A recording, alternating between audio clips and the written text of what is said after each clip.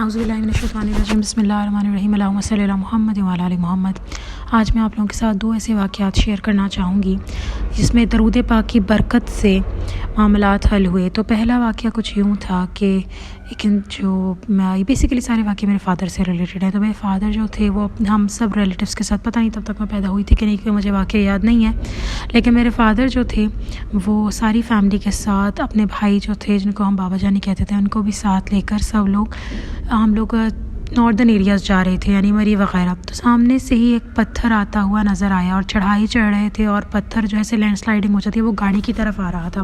تو کیونکہ میرے فادر بہت درود پاک پڑھتے تھے تو وہ درود پاک کا ورد کرنے لگ گئے، سب نے درود پاک کا ورد کرنا شروع کر دیا، اور پھر ایک دم کیا ہوا کہ وہ پتھر رک گیا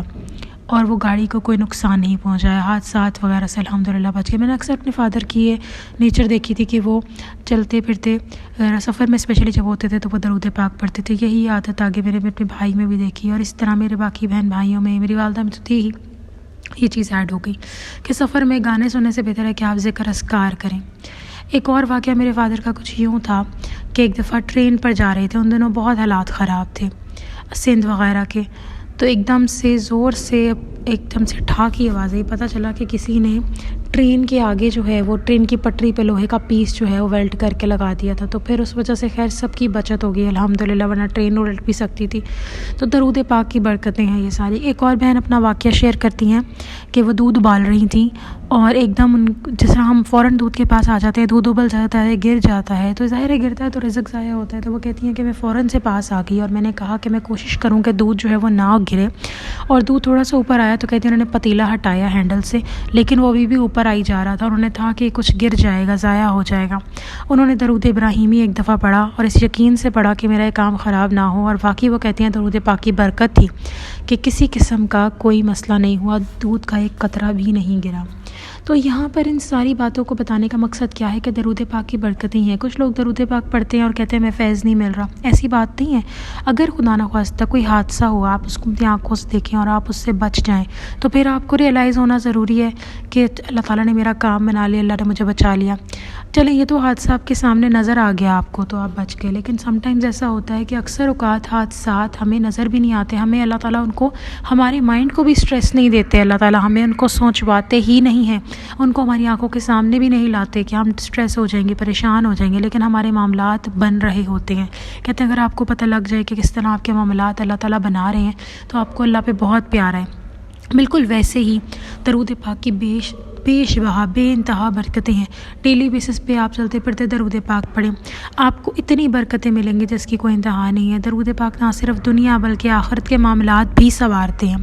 اس کے ساتھ میں ایک اور واقعہ کوٹ کرنا چاہتی ہوں۔ ایک بندہ جو تھا بھتے کا، اگر آپ لوگوں کو پتہ ہو تو کچھ یہ آئیڈیا ہوتا ہے کہ لوگ پیسے لینے کے عوض لوگوں کو گرفتار کر لیتے ہیں، کڈنیپ کر لیتے ہیں، استغفر اللہ،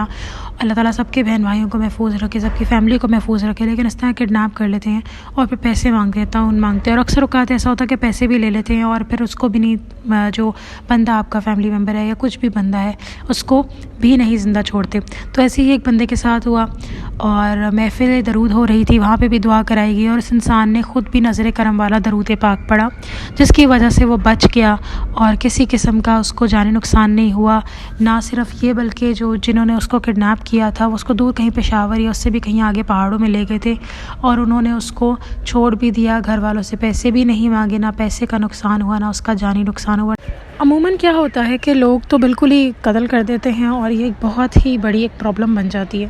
بٹ الحمدللہ ایسی کوئی پرابلم نہیں ہوئی، اللہ کا شکر ہے کہ ہر طرح سے وہ سیف ہو گئے اور انہوں نے درود نظر کرم بھی پڑھنا شروع کیا۔ دیکھیں اب یہاں پہ مجھے اکثر کامنٹس آتے ہیں کہ آپ کیا درود ابراہیمی کے بارے میں بتاتی رہتی ہیں، دکھ ہوتا ہے سن کے کہ آپ ایک درود کے بارے میں ہی بات کر رہے ہیں۔ اللہ تعالیٰ نے جب ہمیں سب کو کہا کہ آپ کا ایمان تب تک مکمل نہیں ہے جب تک آپ تمام آسمانی کتابوں پر، انبیاء پر ایمان نہیں لاتے، تو اگر ایک انسان ایک حصہ جو ہے وہ بتا رہا ہے کسی کو، تو کیا آپ اس حصے کو اگر برا کہہ رہے ہیں؟ دیکھیں مجھے اس طرح دکھ صرف اپنے لیے نہیں ہوتا، مجھے اس درود کی اس کی عظمت میں جب کوئی ایسے ورڈز بولتا ہے تو مجھے تب دکھ ہوتا ہے۔ درود میں نے کبھی کسی بھی درود کو پڑھنے سے منع نہیں کیا، اسی لیے مجھے اپنی ذات کے لیے یہ چیز تکلیف نہیں دیتی، مجھے بلکہ ان لوگوں کے لیے ہی تکلیف دیتی ہے جو ایسے لفظ بولتے ہیں کہ آپ کیوں اس طرح کے لفظ بول کے اپنے ہی گناہ بڑھا رہے ہیں۔ اکثر اوقات ایسے کامنٹس مجھے میری ذات کے لیے کوئی تکلیف نہیں دیتے، مجھے آپ لوگوں کے لیے تکلیف ہوتی ہے، کیونکہ میرا جو مقصد ہے اس چینل پہ وہ یہی ہے کہ میں درود پاک کا عام پیغام کروں تاکہ آپ سب درود پاک پڑھیں، آپ سب کو فیض ملے۔ میرا اس میں ذاتی مفاد کچھ بھی نہیں ہے، اور اس سارے کے سارے کام میں اگر آپ لوگ درود پڑھتے ہیں تو مجھے خوشی ہوتی ہے کہ چلو کوئی ایک انسان درود پاک سے جڑ گیا، ایک ایسے عمل سے جڑ گیا جس کا قبول ہونا ہی ہونا ہے، جس میں ایسی کوئی شرط نہیں ہے کہ یہ قبول نہیں ہوگا۔ تو مجھے وہ میری ذات تک کچھ نہیں کہتے، مجھے آپ لوگوں کے لیے ہی تکلیف ہوتی ہے۔ ویسے ہی درود پاک آپ جو بھی پڑھیں، جو بھی حصہ آپ پڑھتے ہیں، دیٹ از گڈ، لیکن درود پاک پڑھنا مقصود ہے۔ درود ابراہیمی کو کیوں فضیلت حاصل ہے؟ کیونکہ اس سے منٹوں کے کام آپ یوں سمجھ لیں کہ سیکنڈز میں ہو جاتے ہیں۔ دوسری چیز یہ ہے کہ درود ابراہیمی نماز میں ہے، نماز میں جو چیز ایڈ ہوگی اس سے بڑی کسی چیز کو فضیلت حاصل ہو سکتی ہے۔ تو اسی لحاظ سے میں درود پاک، درود ابراہیمی کی طرف لوگوں کو متوجہ کرتی ہوں۔ پھر دوسرا ریزن درود ابراہیمی کی طرف متوجہ کرنا یہ کہ بہت سارے لوگ کہتے ہیں کہ چھوٹا درود شریف پڑھنے کے لیے اجازت کی ضرورت ہے، اور یہ اور وہ، ان باتوں کی طرف تو میں جانا ہی نہیں چاہتی۔ اسی لیے جو لوگ ایسی بات کریں اسی لیے اس طرف کوئی آئے ہی نہ کہ اجازت کی بات کی طرف، تو میں درود ابراہیمی کا بتاتی ہوں۔ ایک اور ریزن درود ابراہیمی کو بتانے کا وہ یہ ہے کہ درود ابراہیمی ایک ایسا درود پاک ہے جو ٹھنڈا ہے، جو کالے جادو کے معاملات ان سب کو بھی حل کرتا ہے۔ ہمیں نہیں پتہ ہوتا اکثر اوقات ہمارے پہ کیا کیا اثرات ہیں، کیا چیزیں ہیں۔ ایک اور ریزن درود ابراہیمی بتانے کا وہ یہ ہے کہ اتنے فرقے ہیں جو شاید میری ویڈیو سنتے ہوں گے، میں تو یہی دعا کرتی ہوں کہ یا اللہ مجھے نہیں پتہ میرا فرقہ کیا ہے، لیکن although مجھے پتہ ہے، لیکن میں اللہ کے نظر سے کہتی ہوں کہ یا اللہ مجھے نہیں پتہ کہ آپ کو میرا فرقہ پسند ہے کہ نہیں، میں بس یہی دعا کرتی ہوں کہ آپ مجھے اس فرقے میں ڈال دیں جو آپ کو پسند ہے، جس نے جنت میں جانا ہے۔ تو سب جتنے بھی فرقے ہیں سب درود ابراہیمی پر اکتفا ضرور کرتے ہیں، کسی ایک بات پہ کریں نہ کریں پر درود ابراہیمی پہ ضرور کریں، کیونکہ یہ سب نماز میں پڑھتے ہیں سب۔ تو درود ابراہیمی تمام فرقے جو ہیں اس کو ایکسیپٹ کرتے ہیں، اور میں وہی بات کرنا چاہوں گی جس کے اوپر کوئی لڑائی نہ ہو۔ آپ جب دیکھیں درود ابراہیمی نا ہدایت کا رستہ بھی دکھاتا ہے، جو چیزیں اللہ تعالیٰ کو پسند ہوتی ہیں اس میں بھی آپ آٹومیٹکلی اس کی طرف لگ جاتے ہیں اگر آپ درود ابراہیمی پڑھنا شروع ہو جاتے ہیں۔ بہت سارے ہمارے جو حالات ہیں، واقعات ہیں، وہ اوپن ہو جاتے ہیں ہمارے سامنے اگر ہم درود ابراہیمی کو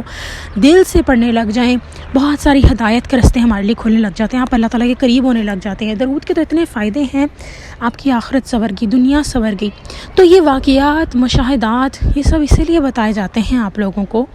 کہ آپ لوگ ان پر عمل کریں اور واقعات سے موٹیویٹ ہوں۔ میری اکثر ویڈیو کے ٹائٹل میں آپ کو موٹیویشنل ویڈیو درود یہ لکھا ضرور ملے گا، یا صرف موٹیویشنل ویڈیو بھی ملے گی۔ موٹیویشنل ویڈیو کیا ہوتی ہے؟ کیسی ویڈیو جو موٹیویٹ کرے؟ تو یہاں پہ درود پاک بھی پڑھنے کے لیے میں موٹیویشن آپ لوگوں کو دیتی ہوں تاکہ آپ لوگ پڑھیں، اور یہ ایک ایسی موٹیویشن ہے جو ہمیں دنیا آخرت اللہ دین کے چراغ سے بھی بڑھ کر یہ ایک طاقت ہے جو آپ کو اللہ کے قریب کرتی ہے، اور ایک ایسا عمل جس میں قبول ہونا ہی ہونا ہے۔ میری دعا ہے کہ سب لوگ درود پاک کی طرف جائیں، راغب ہوں، درود پاک پڑھیں اور اسی کو ہی اپنا امام بنا لیں۔ اور نماز، روزہ، حج، زکوٰۃ، قرآن یہ بھی تو نہیں بھولنا، لیکن جب آپ درود ابراہیمی پڑھنا شروع کر دیں گے تو یہ چیزیں آٹومیٹکلی آپ کی زندگی میں اچھے طریقے سے آپ کرنے لگ جائیں گے۔ نماز، قرآن، استغفار اور درود، ان 4 چیزوں کو پکڑ لیں،